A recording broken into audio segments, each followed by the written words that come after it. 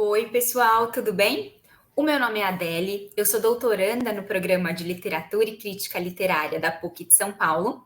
Sou também professora de curso pré-vestibular e estou aqui hoje para continuar a nossa conversa, a conversa com vocês, sobre a obra de contos Nós Matamos o Cão Tinhoso, do autor moçambicano Luiz Bernardo Onuana. Essa aula, pessoal, faz parte do projeto Literatura e Vestibular do Programa de Pós-Graduação em Literatura e Crítica Literária da PUC de São Paulo, em que nós, pós-graduandos, damos aulas para vocês aqui pelo YouTube sobre as obras literárias que caem no vestibular da FUVEST e da Unicamp. Hoje a gente vai falar sobre essa obra que cai no vestibular da FUVEST e essa é a terceira e última aula sobre essa obra. Se você não assistiu as duas primeiras, eu vou pedir para você procurar a aula 1 e a aula 2 aqui nessa mesma playlist, nesse mesmo canal do YouTube. Por quê? No bloco 1, a gente falou de aspectos introdutórios desse livro, eu falei um pouquinho sobre o autor, Luiz Bernardo Onuana, sobre o contexto de produção e publicação dessa obra, a gente falou sobre a África lusófona, os países africanos que têm o português como língua oficial, e a gente falou bastante também do contexto colonial moçambicano, como era a sociedade moçambicana enquanto esse país ainda estava sob o domínio português. E compreender esse contexto, pessoal, é muito importante para compreender os contos, as narrativas desse livro que se passam nesse contexto moçambicano colonial. Já na segunda aula, a gente entrou mesmo na análise dos contos. Eu analisei com vocês 3 contos, procurando apresentar aspectos que aparecem também em outros contos desse livro, e foi um momento que a gente se aprofundou um pouco mais na análise. Hoje, nessa terceira e última aula desse livro, a gente vai fazer exercícios. A gente vai conversar um pouco sobre como essa obra pode cair, pode ser cobrada no vestibular da FUVEST. Então, sejam muito bem-vindos à nossa aula e eu vou compartilhar aqui uma apresentação de slides com vocês para a gente começar a treinar a resposta a perguntas sobre esse livro. Então, pessoal, eu selecionei aqui para a gente 3 perguntas do tipo dissertativa, questões dissertativas, mas é claro que os assuntos cobrados aqui, o que a gente vai conversar nessa aula, também pode ser adaptado para a questão do tipo teste. Bom, nessa questão 1, a gente lê o seguinte enunciado. Na carta que envia ao amado Manuel, a remetente de Rosita até morrer, acusa seu destinatário de ser assimilado. Explique como se define a figura do assimilado na sociedade colonial moçambicana. Então, na aula passada, na aula 2, pessoal, a gente conversou sobre esse conto, Rosita até morrer. Foi o primeiro conto que eu analisei com vocês. Um conto epistolar, em que a personagem Rosita escreve uma carta para o seu amado Manuel e tem um momento em que ela o acusa de ser assimilado. Ela não usa essa palavra assimilado. Ela diz uma coisa um pouquinho diferente, fala que o Manuel é negro, mas age como branco, que no fundo, como a gente conversou, essa é uma forma de acusar o Manuel de ser assimilado. E a questão pede para você explicar como é essa figura do assimilado? O que define essa figura? E a gente conversou um pouco sobre ela lá na primeira aula, porque a figura do assimilado vai aparecer também em outros contos dessa obra. Então é muito importante a gente ter clareza sobre o que significa essa figura. Então, pessoal, o assimilado é aquele moçambicano negro, nascido no continente africano, mas que faz uma espécie de negociação com o governo colonial português. E em troca de alguns benefícios e privilégios desse governo, ele se compromete a abandonar, deixar de lado a sua cultura, os seus costumes locais. É isso que define o assimilado. E esse conto e outros contos do livro também trazem uma visão bem crítica sobre a figura do assimilado. Por quê? Segundo esses contos, o assimilado acaba tendo um ônus muito grande de abandonar essa cultura em troca de pequenos favores que acabam não valendo muito a pena. Então, Como você deve responder essa questão? Vamos lembrar de todos os elementos que definem a figura do assimilado. O assimilado é necessariamente, no contexto do conto, um homem negro, moçambicano, nascido no continente africano, mas que abandona a sua cultura, os seus costumes locais em troca de privilégios, favores, benefícios do governo português. E você pode acrescentar a crítica que o conto faz ao a sua resposta.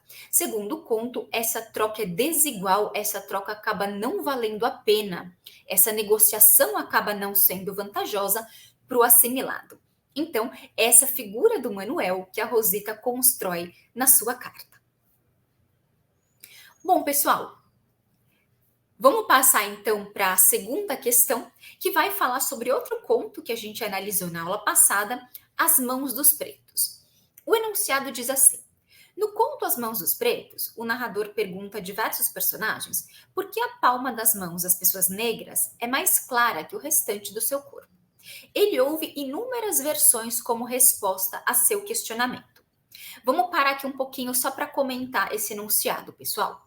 Esse enunciado curto já faz um pequeno resumo do conto, lembra um pouquinho do que trata esse conto e vai trazer aí 2 trechos para a gente. Vamos continuar a leitura então. O senhor padre diz que era assim porque eles, os negros, às escondidas, andavam sempre de mãos postas a rezar. Esse personagem está fazendo uma referência a esse gesto aqui, ó, das mãos postas a rezar. E outra personagem, a Dona Dores, por sua vez, responde: para não sujarem a comida que fazem para os seus patrões ou qualquer outra coisa que lhes mandem fazer. Então, esse enunciado traz 2 pequenos trechos originais do conto, um atribuído à fala do senhor padre e outro à personagem Dona Dores. Essa questão tem 2 itens. O item A pergunta assim: explique qual é a relação que se pode estabelecer entre a resposta e a função social do padre na narrativa. Bom, pessoal, vamos pensar então qual é a função do padre na narrativa, que função ele exerce nessa sociedade moçambicana nessa época. Aqui você tem que lembrar que o padre é uma figura religiosa, ele é um líder religioso representante do catolicismo. E essa função social dele tem tudo a ver com a sua resposta, porque a sua resposta também traz o elemento religioso da reza, das mãos postas, nesse gesto de oração. Então, aqui você precisa dizer que o padre é uma figura religiosa, um líder religioso, e ele incorpora esse elemento religioso à resposta que ele dá para o narrador. Agora vamos ver o que diz o item B. A resposta de Dona Dores revela uma imagem da população negra que circula na sociedade em que ela vive. Identifique e explique em que consiste essa imagem. Aí, pessoal, vamos analisar cada parte da resposta da Dona Dores, que diz assim: para não sujarem a comida que fazem para os seus patrões ou qualquer outra coisa que eles mandem fazer. Primeiro, pessoal, a Dona Dores está mostrando para gente que ela vê a negritude, a cor escura da pele, como sujeira. E aí você já nota o racismo evidente, gritante da resposta dela. Ela trata a cor escura da pele dos negros como uma sujeira, como algo que pode sujar o que os negros fazem, o que eles tocam. Vamos continuar. Ela diz, para não sujarem a comida que fazem para os seus patrões ou qualquer outra coisa que eles mandem fazer. A Dona Dores está mostrando aí, pessoal, que ela tem uma imagem do negro como serviçal, como uma pessoa subserviente, aquela pessoa que serve a patrões, que faz favores a patrões. Patrões ligados aos serviços domésticos, porque ela fala de sujar a comida, como o negro responsável por cozinhar, o negro ou a negra responsável por cozinhar, por fazer as tarefas domésticas para os seus patrões. E ela também mostra pra gente que vê o negro como aquela pessoa que é sempre mandado. Ela diz, ou qualquer outra coisa que eles mandem fazer. Então, aqui no item B, a gente tem que explicar os elementos dessa resposta da Dona Dores e o que cada um deles significa.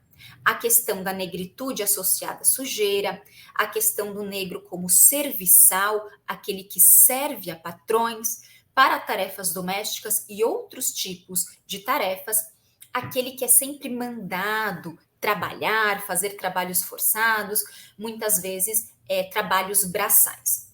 É importante notar também que a Dona Dores trata dessa visão do negro, essa imagem do negro que ela mostra aí, de forma bastante naturalizada, banalizada. A gente vê que é uma resposta extremamente racista do começo ao fim. Uma imagem que inferioriza de várias formas a imagem do negro. E sim, essa é uma das críticas, das acusações desse conto, que mostra diversos personagens, diversas falas racistas, e é claro que o conto As Mãos dos Pretos vem denunciar, criticar essas visões. Beleza essa questão, pessoal? Vamos passar então para a terceira questão, que é sobre o conto que dá nome ao livro, Nós Matamos o Cão Tinhoso. A questão diz assim: no conto Nós Matamos o Cão Tinhoso, a personagem Isaura é a única que demonstra carinho e empatia pelo cão tinhoso. Explique como se constrói a identificação entre esses dois personagens. Bom, aqui o enunciado já nos lembra um traço importante da personagem Isaura, e diz também que a Isaura se identifica com o cão tinhoso. Há uma aproximação afetiva entre esses dois personagens. E você tem que explicar por quê, como se constrói essa identificação. Aqui, pessoal, a gente tem que buscar características em comum entre a Isaura e o cão tinhoso. Vamos lembrar que a Isaura é uma personagem, uma criança que estuda na escola em que se passa o conto, que é muitas vezes deixada de lado pela maioria dos colegas, uma criança vista como um pouco estranha, diferente dos colegas, e ela acaba sendo isolada, ela anda bastante sozinha a maior parte do tempo. E o cão tinhoso também sofre esse tipo de opressão, porque o cão tinhoso é doente, tem uma doença no pelo, o conto diz que ele tem falhas, feridas no pelo, um cachorro bastante doente, com uma aparência de prostrado, um cachorro que causa nojo, repulsa, aversão das pessoas e é o tempo todo extremamente maltratado por todo mundo, tanto adultos quanto crianças, que não gostam dele, que não o tratam de forma carinhosa como fazem com os cães saudáveis, muitas vezes dirigem xingamentos e até agressões físicas contra o cão tinhoso. Então, são esses traços, essas características comuns entre a Isaura e o cão tinhoso que você deve descrever aqui na sua resposta, chamando atenção para o fato de serem pessoas. Pessoas não, né? A Isaura é uma pessoa, o cão tinhoso é um animal. Você tem que chamar atenção para o fato de a Isaura e o cão tinhoso serem personagens que são sempre agredidos, oprimidos pelos outros personagens, ou no sentido de serem deixados isolados, de lado, ignorados, ou no sentido de sofrerem agressões de fato. Beleza, pessoal?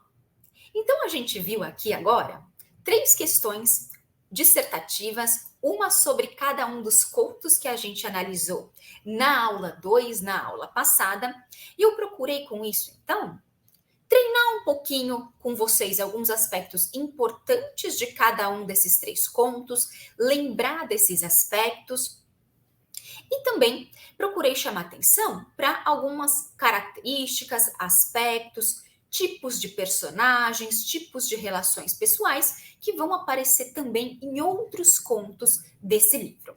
A minha dica é que agora você faça, como exercício mesmo, a resposta a essas questões, que você tente redigir a resposta a essas 3 questões sozinho para treinar para o seu vestibular, tanto para a primeira fase quanto para a segunda, onde você vai encontrar as questões dissertativas de fato.